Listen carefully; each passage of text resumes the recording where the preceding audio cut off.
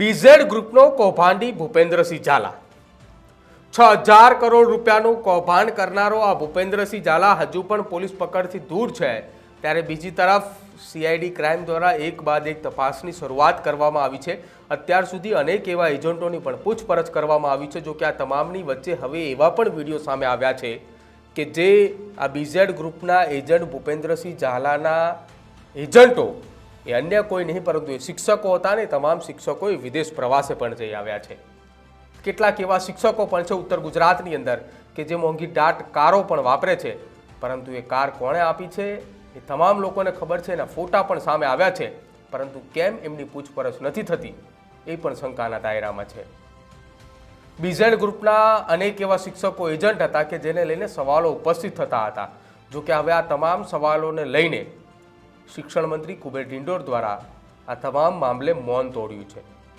મૌન તોડતા કુબેર ડિંડોરે એ પણ કહ્યું છે કે આગામી સમયમાં આ તમામ શિક્ષકો મામલે તપાસ થશે। જેટલા પણ શિક્ષકો એ પરમિશન વગર એ વિદેશ પ્રવાસે ગયા છે તમામની તપાસ કરવામાં આવશે અને તમામની તપાસ કર્યા બાદ યોગ્ય કાર્યવાહી પણ જે છે તે કરવામાં આવશે।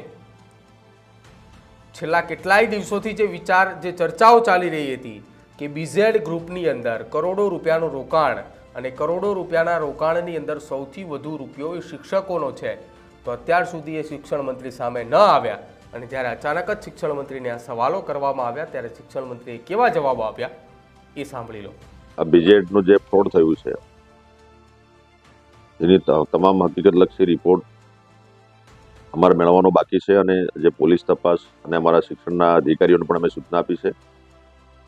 સાબરકાંઠા અરવલ્લી બંનેમાં જે કંઈ શિક્ષક મિત્રોએ વ્યક્તિ નિર્માણ, પરિવાર નિર્માણ, સમાજ નિર્માણ, રાષ્ટ્ર નિર્માણનું જે કામ કરવાનું હતું એ છોડીને લોકો સાથે જે છેતરપિંડી કરી અને લોકોને જે મૂર્ખ બનાવીને જે બીજેડમાં આ ફાઉન્ડેશન બનાવ્યું એમાં પૈસા રોકવા માટે જેને લાલચ આપ્યું હોય, એમાં પ્રોત્સાહન આપવાનું કામ કર્યું હોય અને જે ગરીબ લોકો, મધ્યમ વર્ગીય લોકો જેમને આખા જીવનની જે મૂડી હતી એ એમાં વધુ વ્યાજ આપવાની લોભ લાલચ આપીને લોકોને ઠગવાનું કામ કર્યું છે ને એમાં અમારા શિક્ષક મિત્રો જોડાયેલા છે। એમાં 4-5ની અમે વેરીફાઈ કર્યું છે, પણ બીજા કેટલાક હશે એ હકીકતલક્ષી રિપોર્ટ પૂરો મેળવીને આવનારા સમયમાં નિયમ અનુસાર કાયદેસરની કાર્યવાહી કરીને જે કંઈ કરવાનું થાય કાયદાની પરિભાષામાં એ તમામ અમે કરીશું। મારા ગુજરાતમાં જે એનઈપીનું ઇમ્પ્લિમેન્ટ થઈ રહ્યું છે, શિક્ષક મિત્રો સારી કામગીરી કરી રહ્યા છે।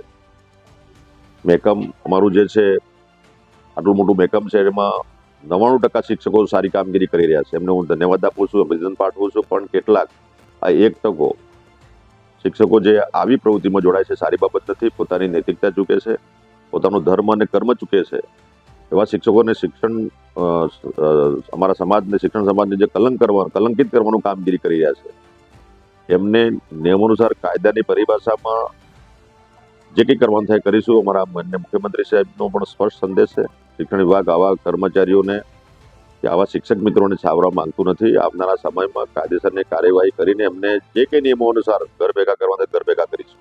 પણ એની તપાસ અમારી અત્યારે ચાલુ છે। હાલમાં જે કંઈ 3-4 શિક્ષકોના નામો આવ્યા એમને નોટિસ આપીને ખુલાસા માંગ્યા છે અને પોલીસ તપાસ અને સાથે સાથે શિક્ષણ વિભાગ બંને આની પાછળ લાગેલા છે અને ભવિષ્યમાં પણ મારી વિનંતી છે કે આવું ના થાય અને જનતાને પણ મારી નમ્ર અરજ છે કે આપણું સરકારી આટલી બધી યોજનાઓ છે, સરકાર આ યોજનાઓ આપી રહી છે એનો લાભ લો, પણ આવા કેટલાક લેબાગુ તત્વો જે ખોટી લાલચ આપીને લોકોને ભ્રમિત કરીને જે પોતાની જીવનભરની મૂડી હડપવાનું જે કામગીરી કરી રહ્યા છે સમાજ સેવાના નામે, એવા લોકોથી પણ સમાજે પણ ચેતવા જેવું છે અને યુવાનોએ પણ જાગૃત થવાની જરૂર છે। આવી ઘટના વારંવાર ના બને એના માટે પણ આપણે બધા તકેદારી રાખીશું અને જે ઘટના બની છે એની નિંદા કરું છું અને શિક્ષક મિત્રો ને પણ મારી વિનંતી છે કે આપણે સારા કામમાં બધા જોડાઈએ અને આવી પ્રવૃત્તિમાં જે કંઈ જોડાયેલા છે એમને નિયમો અનુસાર કાર્યવાહી કરવામાં આવે। તો હવે શિક્ષણ મંત્રીએ પણ કહ્યું છે કે આખી આ ઘટનાની અંદર જે કોઈ પણનો હાથ હશે, કોઈ પણ શિક્ષક આખા આ ઘટનાની અંદર સંડોવાયેલું હશે તો તેની સામે કાયદેસરની કાર્યવાહી કરવામાં આવશે। અત્યાર સુધી બીઝેડ ગ્રુપની અંદર જો વાત કરવામાં આવે તો તેનો મુખ્ય એજન્ટ મયુર દરજીની ધરપકડ કરીને તપાસની શરૂઆત કરવામાં આવી હતી। જો કે હજુ આ ઘટનાની અંદર એને કેટલી નાની નાની માછલીઓ જે છે કે જે હજી ફરી રહી છે અને હજી એ ભૂપેન્દ્રસિંહ ઝાલાની સાથે સંપર્કમાં પણ છે. હજુ પણ ગુજરાત પોલીસને શંકા છે કે ભૂપેન્દ્રસિંહ ઝાલા એ દેશની અંદર જ છે, દેશ છોડીને બહાર નથી ગયો. જો કે ભૂપેન્દ્રસિંહ ઝાલાની સામે લુકઆઉટ નોટિસ પણ જાહેર કરવામાં આવી છે, કેમ કે આ એ જ ભૂપેન્દ્રસિંહ ઝાલા છે કે જેને 6,000 કરોડનું કૌભાંડ કર્યું છે.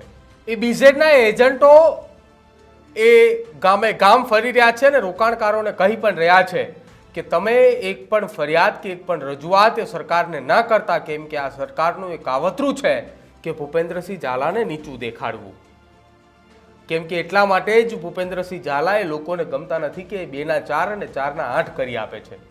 પરંતુ આ લોકોને નથી ખબર કે આ ભૂપેન્દ્રસિંહ ઝાલા એ કૌભાંડી છે અને હવે એ જ ભૂપેન્દ્રસિંહ ઝાલાને લઈને એક બાદ એક રજૂઆતો અને ફરિયાદો જે છે તે ખુલીને સામે આવી રહી છે. અને જે સામે આવી રહી છે તે તમામ લોકોના આંખ આડેથી જે પાટા બાંધેલા હતા એ પાટા ખુલી ચૂક્યા છે અને જેના આંખ આડે પાટા નથી ખુલ્યા તે લોકો હજુ આ ઘટનાની અંદર પીડાઈ રહ્યા છે.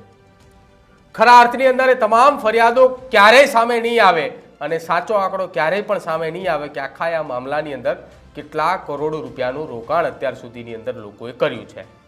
જો કે એવું પણ માનવામાં આવી રહ્યું છે કે આખી આ ઘટનાની અંદર સૌથી વધુ રૂપિયો એ ઉત્તર ગુજરાતના શિક્ષકોનો છે અને તેને જ લઈને શિક્ષણ વિભાગની અંદર પણ એક તપાસનો ધમધમાટ શરૂ થયો છે, જેને લઈને ટૂંક સમયમાં જ વધુ વિગતો પણ સામે આવે તો નવાય નહીં.